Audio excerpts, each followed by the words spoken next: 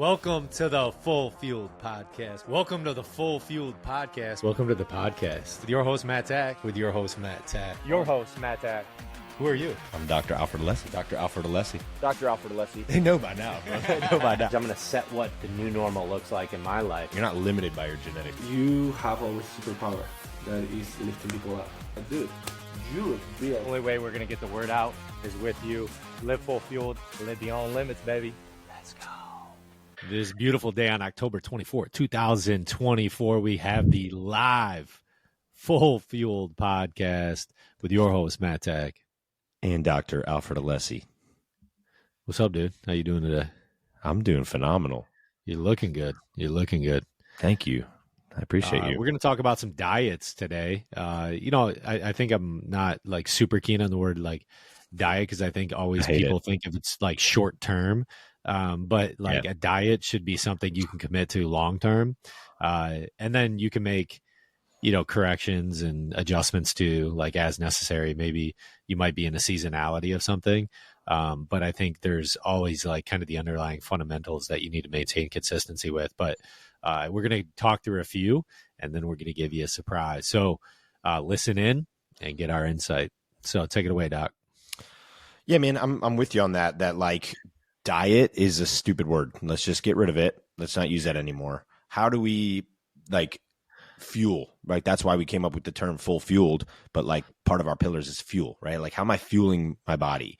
And then that like creates in your head the idea of like what I'm putting into my mouth is actually going to be used, right? Like, or I'm utilizing this. There's a purpose behind it, right? I'm not just like shoveling stuff in my face, which is what 90% of people are doing on a daily basis is just like mindless eating or like snacking, right? Foraging, like just putting things in your mouth because you feel hungry, right? You're responding to a signal and then you're just like giving into that versus like, no, man, this is like stuff that I use to build my body up, stuff that I use for energy to then go do, some type of activity or to get through my day, right? But it's fuel, man. So I think, kind of for purposes of this episode, let's talk about like kind of like the best fuel or like what is the best way to fuel your body on a daily basis. And, there's different fuelings or diets for different things. Like in my practice with functional nutrition and the functional medicine, a lot of what I do is helping people with like autoimmune conditions or gut dysfunction, leaky gut, this kind of stuff. So the approach there is often elimination, which elimination means eliminating like offenders, which would be, if we ran some kind of a food sensitivity screen, what foods are triggering their issues, or, gut kind of like irritability. So a lot of times it's those processed foods, processed sugars, refined grains. It could be like conventional dairy. It's such a hyper processed product. It's pasteurized and it's really broken down. It's not what it is supposed to be. So really getting away from those kind of things and eating more of like a paleo-ish, right, type of diet.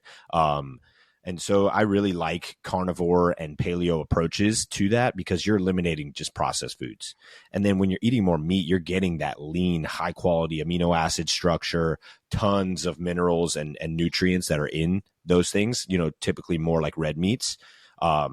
And even like getting into more of like the gamey type of stuff like venison and bison. It's just such a high nutrient dense protein source that, in my opinion, that is longevity right there. So, that's kind of what we structure in the office as far as like when we're helping people with actual like issues or conditions, but for longevity and just like somebody who's trying to optimize their health. You and I both focus on high protein, lean diet with not a lot of processed foods. And that's kind of the structure behind what we call the full fuel diet. So, you are the one who basically created it. I was obviously part of that and kind of helped, with that, but you're the one who's taking guys through our optimizers program and really dialing in that full fuel diet. So should we just go through that, kind of talk about what it is, maybe a little free give here, even though it's part of our program that we charge a high dollar for. Yeah. But I mean, value. It's a giveaway, right? We want to make sure that everyone is getting value. And if they can do it themselves, they can do it themselves. But a lot of people like the accountability and community in terms of what that driver looks like. So that's what we're here for within the optimizers, is to make sure you have not only that, but your programming structured. So because that's what feeds, right? What you're putting in your mouth is actually feeding how efficient your muscle is going to take away from the programming and the efforts that you put into, working out, and then cognitively how you're operating throughout the day. But the full fueled diet essentially plan, or fuel plan, as we call it, is pretty much programmed 2 to 3 meals a day. So, and how it I'm sorry, 2 to 3 meals, where you're programming those as high dense meals throughout the day. Now, the reason why we say 2 to 3 meals is because of the fact that you can have a time restricted portion, right, where you can fit it in during a certain amount of hours, like Dr. Alessi does. And so, like, between the hours of basically like maybe 10 to 7 p.m. or 8 p.m., that's when he's dialing in more of his eating portion. Some people 12 p.m. to 8 p.m. and just fitting it in with an 8 hour. I do mine 7 to 7. So I restrict my eating. I stop at 7, pick up at 7 a.m. The next day. Now, what do I eat? So it's made up of high protein early in the morning. You want super, super high protein, right? It is a misnomer, and I'll let Dr. Alessi talk into this even a little bit more in terms of how Kellogg's has obstructed and nearly obese a majority of our population by conning us into thinking that cereal is the first thing that you should eat, or a breakfast bar is the first thing you should eat. You should be maximizing your body with as much protein as physically possible in the morning. And so how we do that is I like the idea of the full fueled being mush. So you want to eat things that are relatively easy to break down, right? You don't want to overcompensate like something where it's a heavy and dense meal really early in the day, where you're eating like maybe a full chicken breast and all these things. I like going high protein, and that's through what we call our egg yolk method. And so that is give it away. That is getting eggs in you, right? You can eat them in different ways, but we choose to put those in actually in a protein shake raw. So we get organic eggs, and we put those in either to a 50 or 75 gram shake. We do typically we do operate off of the ISO 100 dimetized, the hydrolyzed protein. And this is the reason why I like the way of hydrolyzed. You don't necessarily need to go with dimetized ISO 100, but hydrolyzed is very efficient in breaking down protein. So the hydrolyzed, I think, and I'm not going to say this for sure, but I believe it to be more bioavailable. I've been using it for the past 10 months with a high level of success. And so I like the bioavailability of hydrolyzed protein. I think the body and the gut can efficiently break that down. So I like that aspect. The other thing let me speak on that real quick is when you take a whey protein shake or you take any kind of protein supplement and you have gastric distress, or you're like, man, I'm gassy, I'm farting, I'm burping, it feels kind of like I feel full. That means something's going on in the gut where maybe it's not being used optimally, right?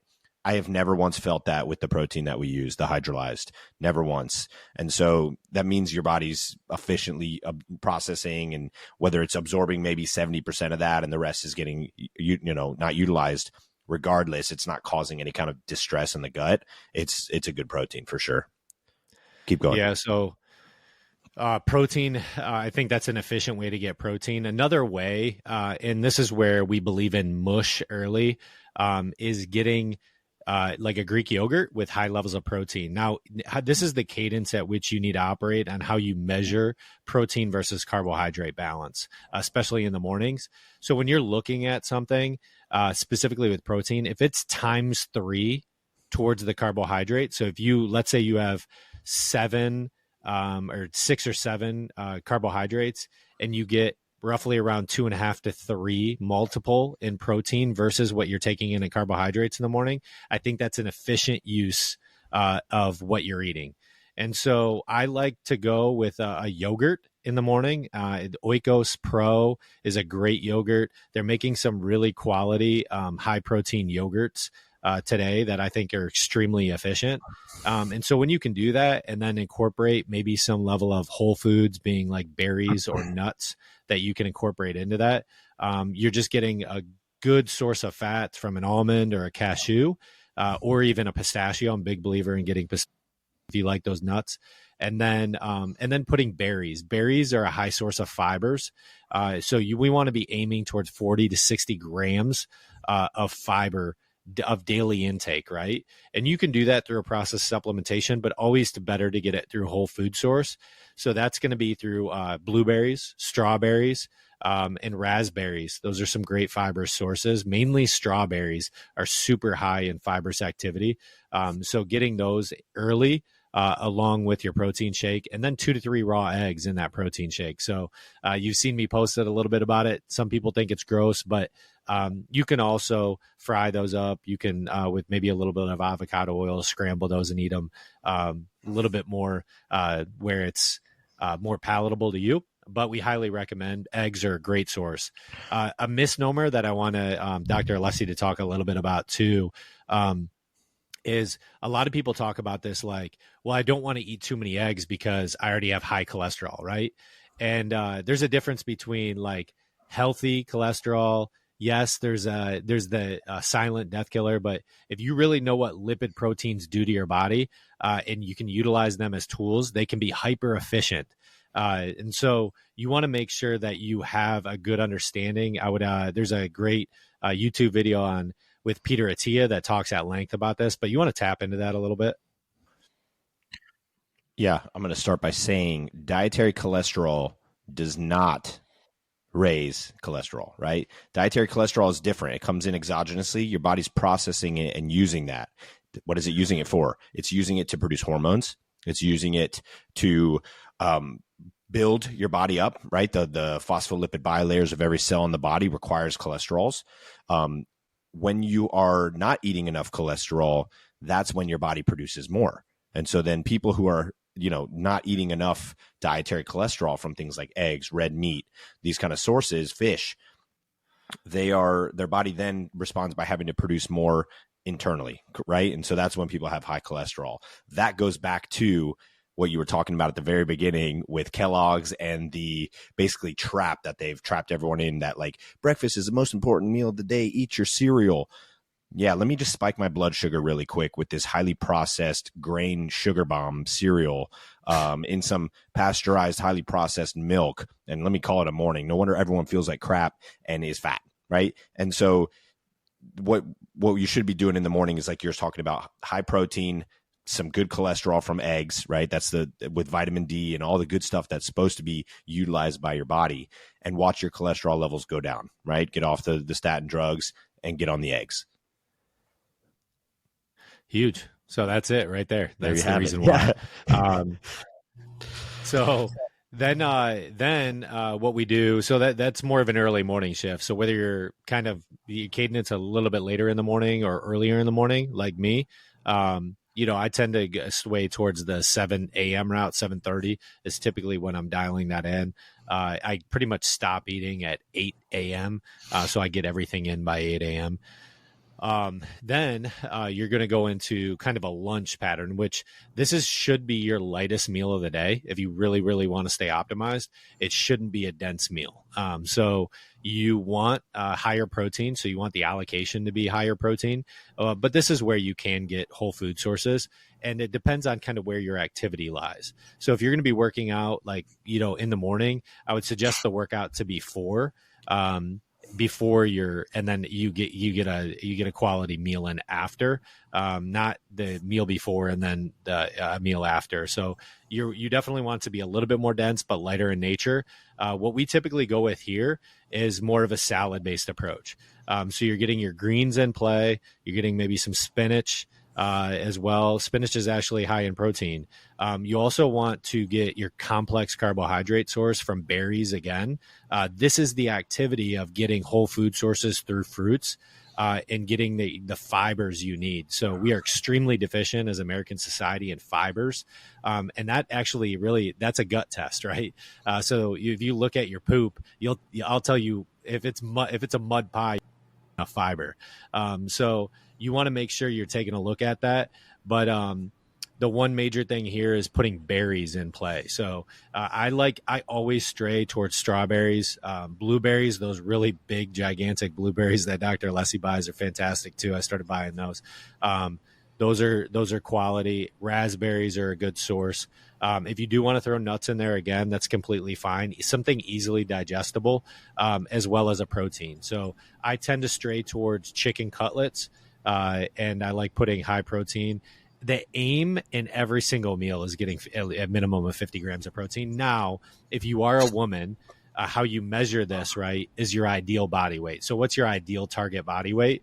And so then you would measure it based off of a third of a balance associated to that. So if you're a woman that's trying to get to, let's say, 110 pounds, you want to make sure you divide that by 3, and then you have the allocation of protein per meal, right? You might get a little bit more in the mornings, and then you can dial that back a little bit to hit your 110-pound target. Now, for me, I'm getting an overabundance because my strategy is a little bit different. But you always want to go towards your target body weight in protein, and then you divide that by the number of meals that you're going to be having in that day. And so like I said, we're recommending if you're time restricted eating and you're getting 2 meals in, those are going to be way heavier protein balance. If you're getting 3 meals in, you can divide that by 3. But then, as always, you're getting your proper fiber intake through whole food sources. So that's going to be your lighter portion of meal. Again, it's going to be greens, something that you can easily break down. What I always tend to stray towards, and I've been doing this a lot lately, is I'm not going to lie to you, I have a sugar urge, and we don't program that into the full field diet. And so what I do to get additional protein in is have a yogurt after every meal. So I, again, have another yogurt that kind of urges my balance and me wanting something of sweeter in nature, but it kind of cuts that edge out and then gives me a satiated appetite, or satiates my appetite with a yogurt. So that's how I get actually usually eating another yogurt, and that more serves as the dessert of my lunch. And then for the full fueled home run meal, I typically go a little bit heavier in the evenings. And so what we've incorporated there is where you're targeting maybe some red meat. So you can have red meat or chicken. I have a lot of chicken, but this is where I'm going to incorporate red meats. I typically don't have red meats in my first 2 meals, but my third meal I will. And so that can incorporate a range of various topics, but how you want to portion control it is that it's going to be heavier on the protein side again, right? And so you want to make sure that 30 to 40% of that meal is going to be associated to protein. And so that could be red meat, but understanding that like a 6-ounce chicken breast is roughly anywhere from like high end 30 to really, low end 30 to 35 grams of protein. So as you go up, if you look at a 6-ounce chicken breast, you want to make sure you're evaluating, do I need, 1.5 chicken breast, to get to more of a 50 marker, or do I need to dial that down? So that's how you're going to look at that.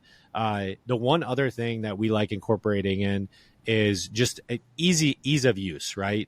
In this approach, but something that is easily broken down. So we stray towards white rice. White rice is something that the body is able to manage very easily and be broken down, but it's a very efficient carbohydrate source. I would say that this is even better utilized than even a brown rice. So you want to say something? And real quick, here's a little tip for doing the white rice is cook it the day before and then let it cool in the fridge and then reheat it. And the carbohydrate complex of the rice becomes less of a blood sugar spike, so it becomes more of a resistant starch than like a carbohydrate, and so it's able to mitigate that blood sugar response, and you're going to be able to use not have to worry about that as much. So that's just a little tip. That's huge. So, and then again, it's incorporating something in beyond that is green in nature. I love Brussels sprouts, and so we recommend getting bell peppers, Brussels sprouts, something green in nature that you can put as an additional carbohydrate source on your plate. But that's also portioned correctly, right? So you need to make sure you're managing. One thing we do in the Optimizers program, one of the first things we do is teach people how to count macros, right? We set your BMR, which is your basal metabolic rate. It's going to be what your daily intake needs to be from a maintenance perspective, in association to how you're targeting your protein, your carbohydrates, and your fats. And then portioning your meal size to that. And so this is where that would come into play, where you have anywhere from 40 to 50% of your dinner plate being that protein. And then you're going to have like the other third or half being your carbohydrate source, both green in nature and then like a rice based. So you can spill over some maybe like an avocado oil. I always like going, shout out to Alessi. They have a great Vigo, and Alessi has a great balsamic that you can pretty much put on everything. So they have hands down. I love balsamic. So you can marinate it in chicken. You can do a bunch of different things, but it's a low caloric dressing that you can put on things, a balsamic vinegar that tastes really good. It gives a little bit of tang. I even put it in rice. I put it on, fruits and vegetables. So I think it's really good. And then again, on the backside of that is like, when you have that sugar urge, always defer towards protein. So I probably have about 2 to 3 yogurts a day with a high protein balance. And again, I want to go towards the protein because that's the best source. And how the body operates is that it's going to be utilizing those amino acids. It's going to be utilizing them. And if it doesn't use all of them, hey, you're going to poop it out. Right. And so you're not going to be hanging on to them like you would your carbohydrates. You're going to be utilizing those more as energy activity. So in a nutshell, that's what the full fuel diet looks like. The full fuel program looks like. You would in between those time frames add in another shake between 50 and 75 grams if you're going to be loading and you're trying to get to that 200 marker. It's rather hard through 2 to 3 meals to get in 200 grams of protein. So if you're a bigger guy that has a goal weight of 200, maybe you're 250 pounds and you're trying to get down to 200, 230, trying to get down to 200, it's rather hard. And that's why we recommend additional protein shakes as a supplementary source to add into that. And then you'll see the weight come off and the strength gain come about. So that's what we got. Anything you want to add too? That's awesome, man. I mean, I think the only things I would add are probably, well, you already talked about the protein shake, but we both utilize pre-workout supplementation. I mean, around workouts, and we did a podcast on this. So I'll just kind of refer people back to that one about the intra, the pre, the post, like kind of how we do around workouts to support this diet. But yeah, we both utilize that as well. And that's, just added value. It's not necessary. Like, yeah. I would recommend though. So I have utilized over the past 3 months a company called BioEdge. Our good friends Micah and Diane Lacert. They are affiliated with a company called BioEdge, and for people that are really looking to lose weight, but then also still have some incorporated pre-workout, that they have a great BioEdge fuel kind of pre-fat burner. That I think is a great add-on for people that are looking. It has a little bit of beta-alanine, not a ton of caffeine in it, but it's a great metabolizer to burn fat while you're in a gym or even just walking around. Yeah, and for sake of this episode, those are added benefit. Definitely not part of the full fuel diet or necessary. But that was awesome, man. Good breakdown of all that. I think the biggest thing is like, I like that you gave different ways to incorporate the full fueled approach into different eating time frames, right? Like you and I follow the same diet, but like I eat probably 3 meals a day. You're eating more. So, yep. Because I'm not eating till 10, 11, maybe even noon some days. And then I'm done by 7, 8. So I've got an 8-hour eating window to get 2, 3 big meals in. And so, my structure looks different, but the components are the same. So exactly. So yeah, cool, man. So I hope that was a value to you in terms of if you have any questions about it or you want some documentation on it, we'd be happy to send that. Just shoot us an email. You can shoot me an email at matt@alessifxhealth.com. I'd be happy to get that over to you. But as always, we want to give a shout out to our sponsors, Nutrition Solutions. Head on over there, get high protein meals at your doorstep every week. With Full Field 15, you can get 15% discount code. Spread Farms, you can go over there right now, get beef delivered to your doorstep on ice. Phenomenal beef, and better than anything you're going to get at the grocery store. Get a 25% discount on your first order. That's promo codes right directly on their website, so you can head on over there. And then, as always, our lead sponsor, Alessi Functional Health. It's in Tampa Bay. If you're in Tampa Bay and you want to get to a pain-free future and you want to live your most optimal life, head on over. We'll take care of you. Dr. Alessi and Dr. Rennie Noel are the best in the game. So I'm also going to just say, you know, like people who are really curious about the diet, the Full Field diet, the Full Field metabolic, anabolic program that we have, 3-month program. You're going to learn everything, right? We take you through how to work out, how to build maximum muscle, how to incorporate this diet for longevity. Like, we don't just do it for you. We teach you how to do it.